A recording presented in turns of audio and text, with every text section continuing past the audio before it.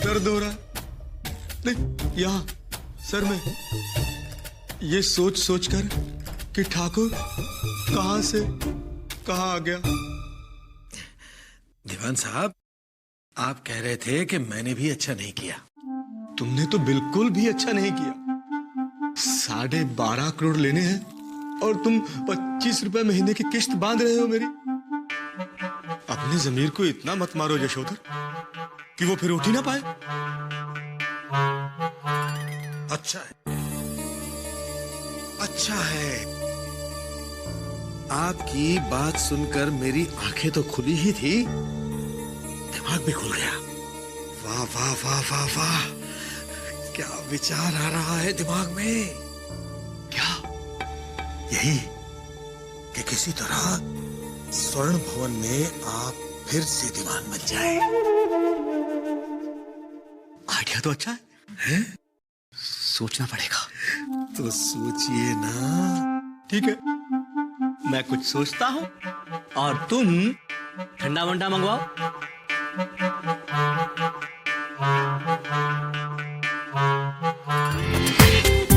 पूरा एपिसोड देखिए ZEE5 पर।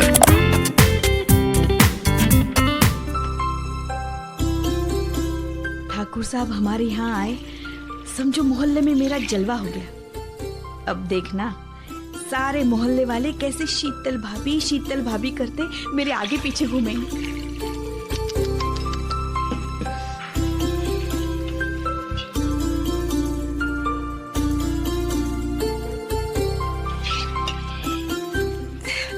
लीजिए शरबत।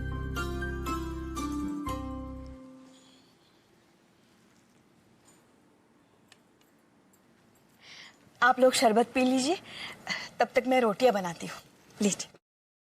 अब हम बना लेते हैं मामी। अरे नहीं बेटा, मैं हूं ना, मैं सब कर लूंगी। आभा बना लेगी भाभी, आप बैठ जाइए। अरे आप लोगों के आने की खुशी में मेरे पैर जमीन पे नहीं टिक रहे और आप कह रही बैठिए। तो हम कौन सा यहाँ अपनी खुशी से आए?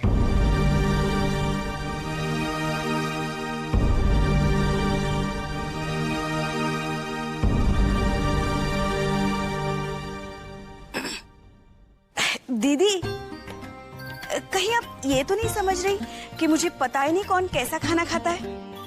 अरे मुझे सब पता है, इन्होंने मुझे पहले ही सब कुछ बता दिया था। ठाकुर साहब को हर मसाला घर का पिसा हुआ और शुद्ध चाहिए, और आप ज्यादा चिकनाई पसंद नहीं करती। प्रकाश बेटा कम मिर्ची वाला खाना पसंद करता है, और लता और आभा वो सब कुछ खा लेती है ना? बस आप लोग ये बता दीजिए कौन कितनी कितनी रोटियां खाएगा।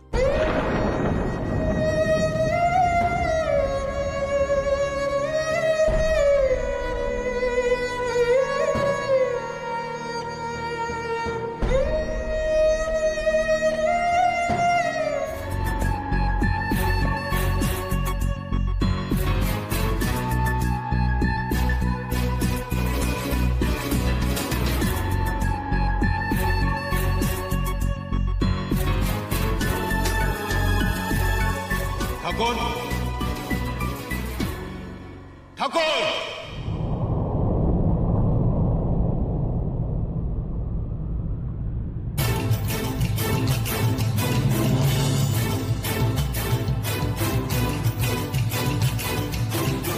देखो मैं ठाकुर को याद कर रहा हूं, तो ये खाली स्वर्ण भवन आज मुझे ठाकुर समझकर आवाज दे रहा है।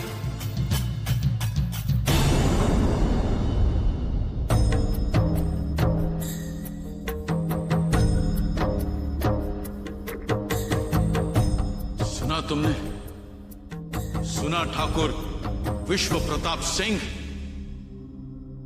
तुम्हारा ये स्वर्ण भवन मुझे ठाकुर कहकर बुला रहा है। तुमने पहचाना ना मुझे? उसी ड्राइवर का बेटा हूं जो कभी तुम्हारी गाड़ी चलाया करता था, और तुम्हारी गुरूर भरी आंखों को उसका चेहरा तक याद नहीं था। आज कहां गया वो गुरूर? कहां गई तुम्हारी ठाकुराई? पिछले 40 सालों से तुम्हारी बात यहां कांटे की तरह चुभ रही है। दर्द है लेकिन कोई दवा नहीं है। उस दर्द को भूलने के लिए कभी कभी अपने बापू को भूलने की कोशिश कर बैठता हूं ठाकुर। मैं सो नहीं पाया हूं उस दर्द की वजह से पिछले 40 सालों से। जब भी अपने बापू की बेइज्जती की वो घटना मेरी आंखों के सामने आती है तो खून उतर आता है मेरी आंखों में।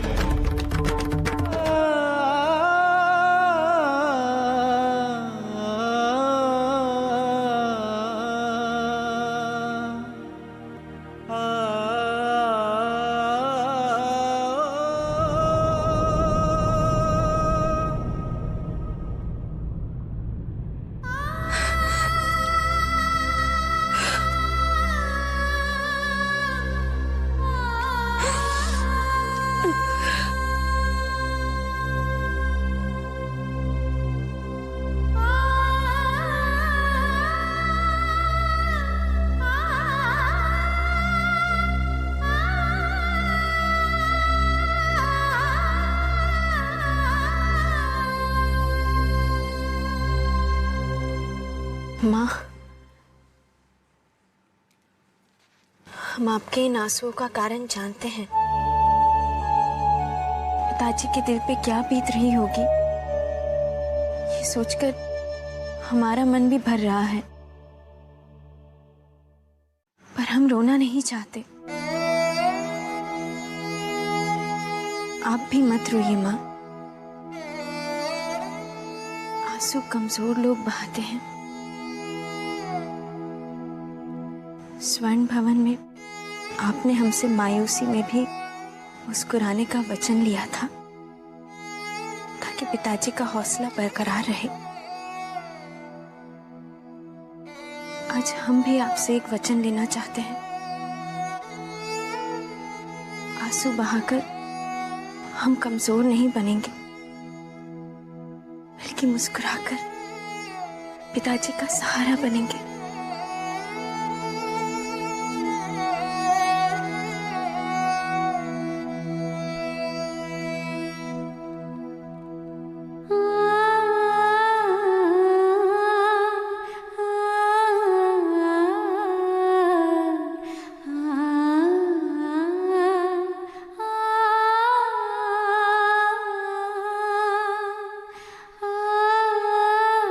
खाना तैयार है।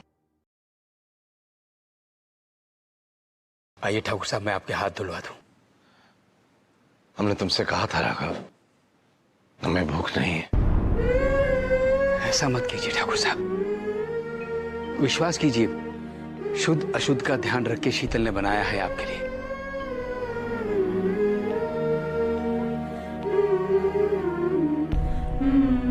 पिताजी, खाना खा लीजिए ना, अपनी भूख मत देखिए, शीतल मामी का प्रेम देखिए। आइए ठाकुर साहब।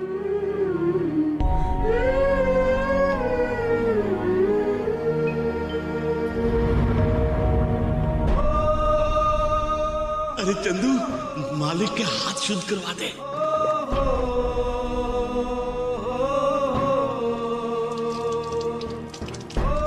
ये कौन सा तौलिया लाए हो पिताजी के लिए?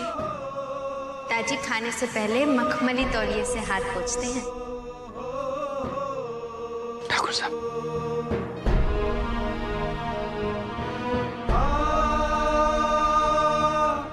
पिताजी, हम अभी आपका मखमल का तौलिया लेकर आते हैं। आइए ठाकुर साहब।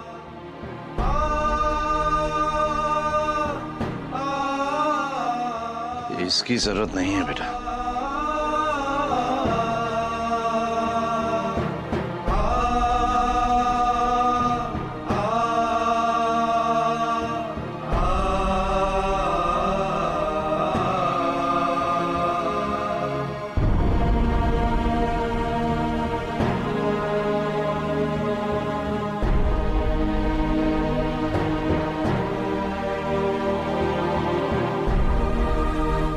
तुम सब लोग तसल्ली देने की कोशिश कर रहे हो हमें। अपनी झूठी मुस्कुराहट से हमारा दुख कम करने की कोशिश कर रहे हो तुम लोग। मत करो ऐसा। तुम सब की एक कोशिश तकलीफ दे रही है हमें। गुस्सा आता है हमें अपने आप पर। हम शतरंज के उस राजा की तरह हो गए हैं जो कहने को तो राजा है, लेकिन अपनी मर्जी से एक कदम नहीं चल सकता। ठाकुराई नहीं रही, स्वर्ण भवन नहीं रहा, तो ये मनुष्य समय भी नहीं रहेगा। आप दिल छोटा मत कीजिए। ना ना चंद्रप्रभा, दिल ना हमारा कभी छोटा था न कभी छोटा होगा, लेकिन हाँ, आज हमारी नजर में हमारा कद जरूर छोटा हो गया है।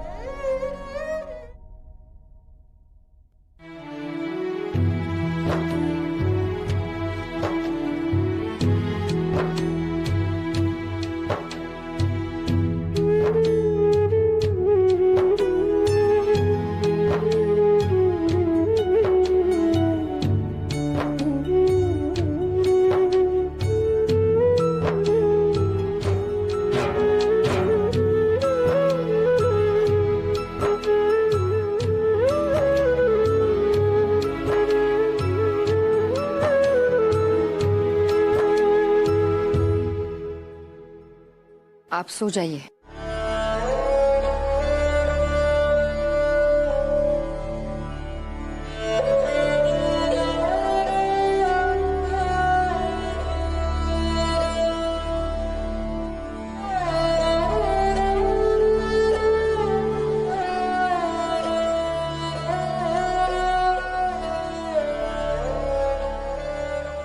माँ, हमने फैसला कर लिया है। क्या? कल हम नौकरी करने के लिए जाएंगे।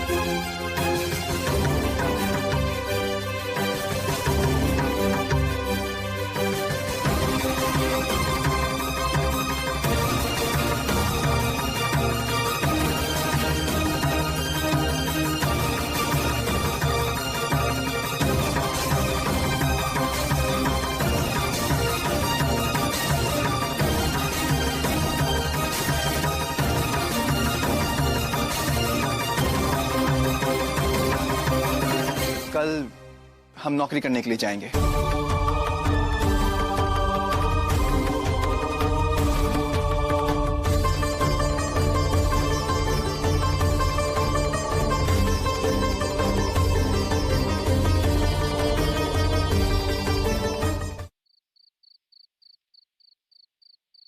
अगर वहां जमीन पर नींद नहीं आ रही है स्वर्ण प्रकाश, तो यहाँ पलंग पर आकर सो जाओ। पिताजी, वो 27 साल से हम पलंग पर सो रहे थे, इसलिए शायद यहाँ जमीन पर नींद नहीं आ रही। लेकिन आप तो 60 साल से सो रहे थे ना, आपको यहाँ नींद आ जाएगी।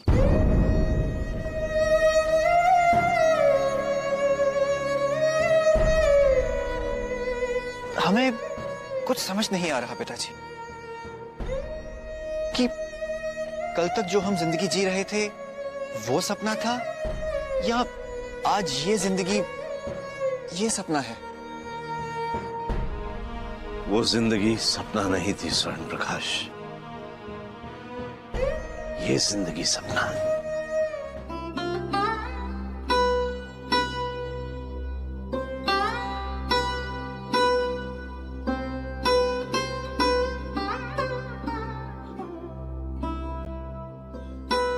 लीजिए प्रसाद। आप जानती है चंद्रप्रभा, हम जिससे नाराज हों उसकी किसी चीज को स्वीकार नहीं करते।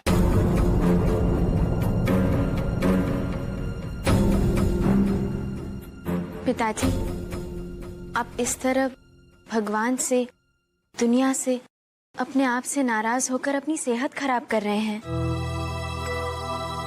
हाँ, ऐसे तनाव में मत रहिए।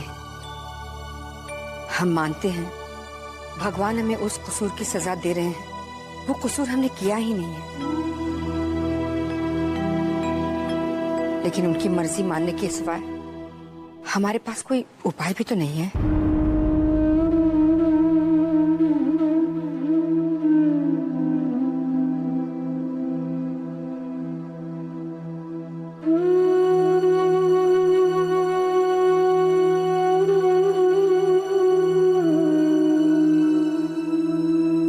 हम जानते हैं आप किस मनस्थिति से गुजर रहे हैं। जिसने दर्द दिया है वो दवा भी दे देगा। बातों के मरहम से वो घाव नहीं भरेगा जो हमारे दिल पे लगा है। आप मरहम लगाने की कोशिश ना करें, सफल नहीं हो पाएंगी, और असफलताएं हमें पसंद नहीं।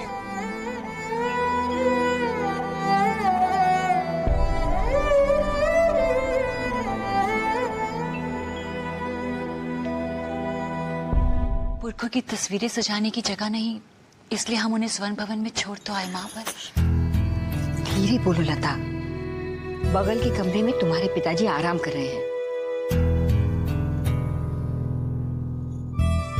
पर माँ, मुझे लगता है कि हमने शायद गलती कर दी। माँ, हमने नौकरी ढूंढने की बात करके क्या पिताजी को दुख पहुंचाया है? तुम्हारी नौकरी करने की बात सुनकर तुम्हारे पिताजी ही नहीं, हमारे सभी पुरखों की भी आत्माएं तड़प गई होंगी। पर हम फैसला कर चुके हैं माँ, हम नौकरी करेंगे ही करेंगे। नहीं प्रकाश, तुम्हारा ये नौकरी का फैसला ठीक नहीं है। और फिर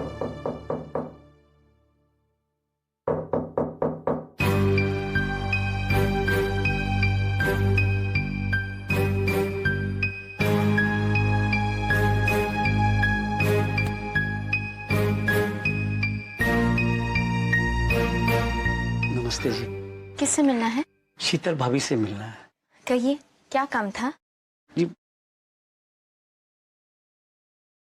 जी ये 1200 रुपए का राशन का बिल था।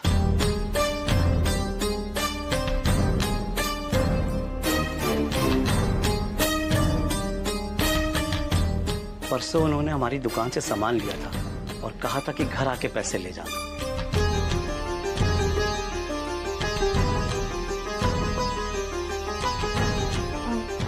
जी वो किसी जरूरी काम से बाहर गई हैं। तो मैं बाद में आऊं पैसे लेने? ठीक है, मैं बाद में आता हूं। वैसे आप शीतल भाभी जी से कहिएगा कि पैसों की बिल्कुल भी चिंता ना करें।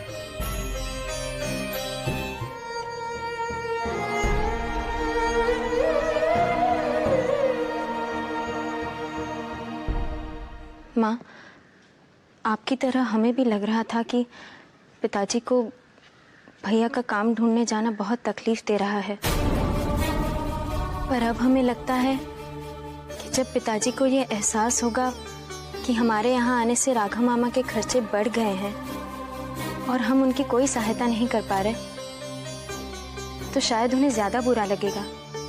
अब बिना काम किए हमें खाना मिलने वाला नहीं है माँ। माँ, कब तक हम राघव मामा पे बोझ बने रहेंगे? हमारे परिवार में से किसी न किसी को तो काम करना ही पड़ेगा अब। अगर ऐसी बात है तो नौकरी करने स्वर्ण प्रकाश नहीं, हम जाएंगे।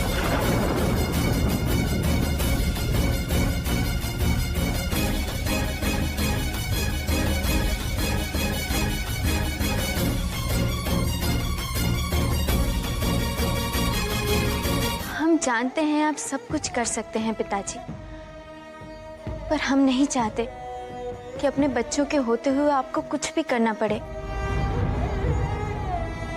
पिताजी, अगर बच्चों के सुख दुख के बारे में सोचना माँ बाप का फर्ज है, तो क्या माँ बाप के सुख दुख के बारे में सोचना बच्चों का फर्ज नहीं?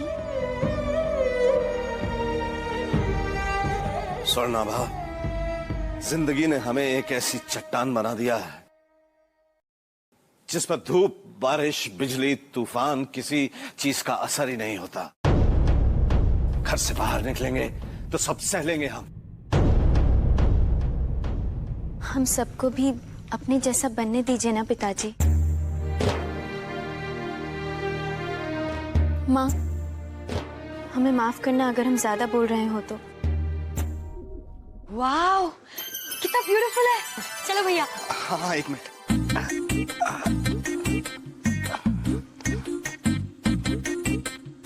ये क्या कर रहे हो भैया?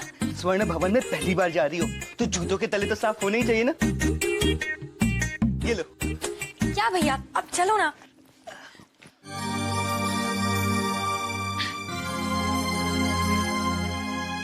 अरे वाह, करण और पापा ने सब कुछ खुद ही सेट करवा लिया, मेरी जरूरत ही नहीं पड़ी।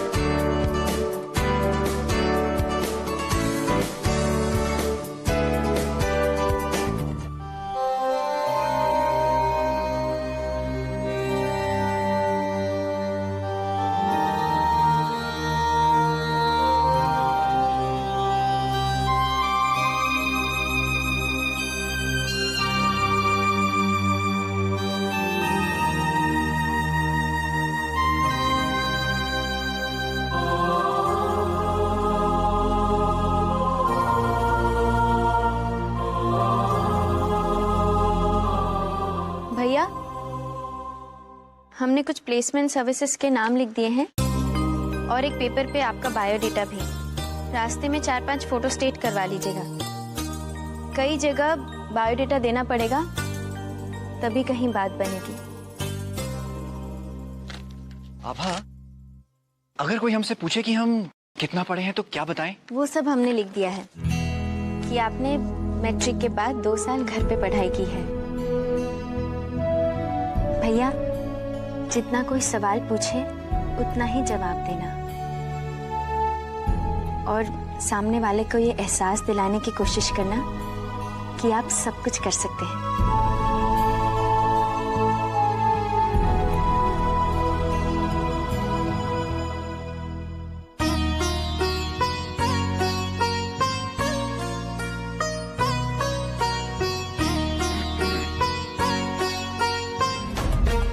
आप जिद छोड़ क्यों नहीं देते? जिद? कौन सी जिद? कुछ बन जाने की जिद? शैली, और कोई मुझे नहीं समझ पा रहा है। कम से कम तुम तो मुझे समझने की कोशिश करो। मुझ में वो सब कुछ है जो एक बड़ा आदमी बनने के लिए चाहिए। और वैसे भी एक बड़े बाप के नाम की बैसाखी के सहारे मैं जिंदगी में आगे नहीं बढ़ना चाहता। मेरे प्लान्स कुछ और हैं।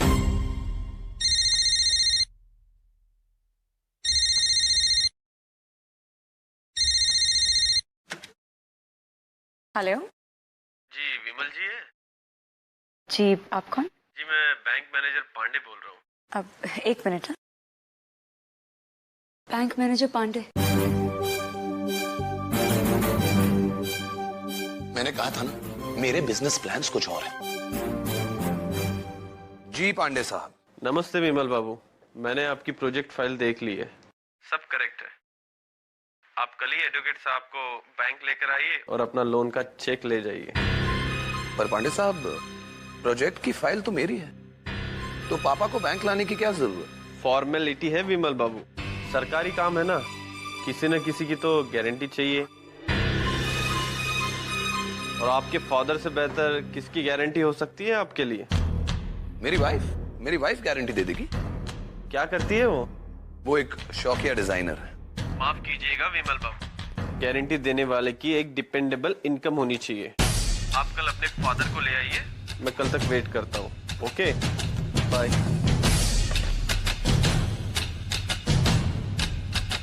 क्या हुआ? इस स्वर्ण भवन ने बाप और बेटे के बीच में एक दीवार खड़ी कर दी है।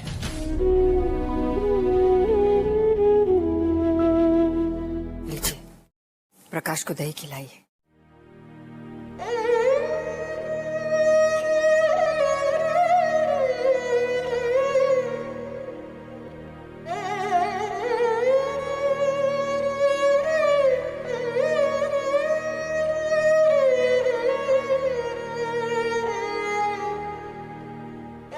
लता,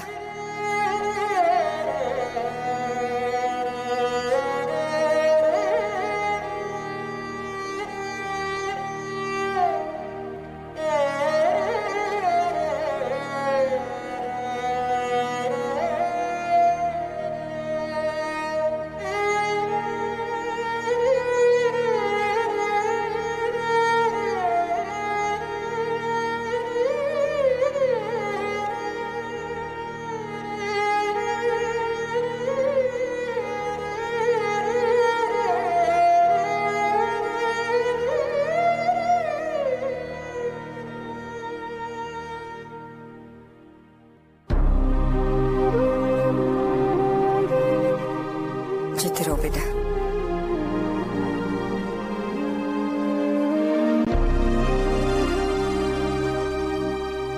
एक मिनट प्रकाश,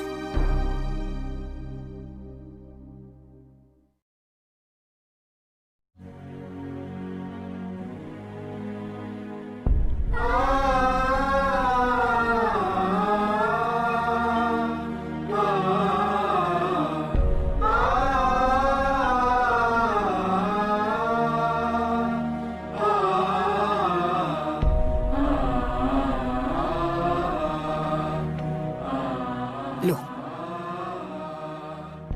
खाना है। आप बिल्कुल चिंता मत करना, हम जल्दी काम ढूंढ लेंगे और सब ठीक हो जाएगा।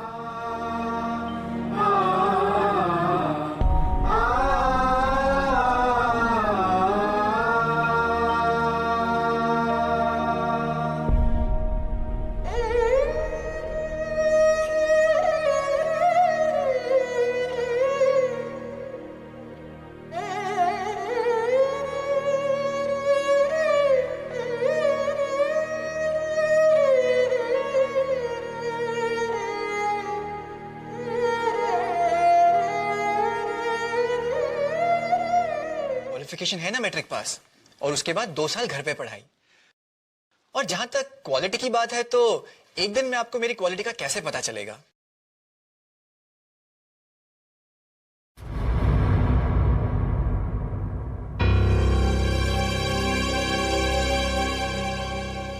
आप ठाकुर साहब के बेटे हो? जी। देखिए, फिर तो मैं आपसे झूठ नहीं बोल सकता। देखिए भाई साहब, ये प्लेसमेंट का धंधा जरूरतमंद भोले भाले यूथ का लूटने का धंधा है। आप इस शहर के सबसे बड़े खानदान से हैं। आप अपने फादर से कहकर ऐसे ही किसी डीसी को फोन करवा दीजिए। एक क्या 10 नौकरियां मिल जाएंगी आपको। पर मुझे माफ कर दीजिए, मैं आपकी कोई मदद नहीं कर सकता। प्लीज।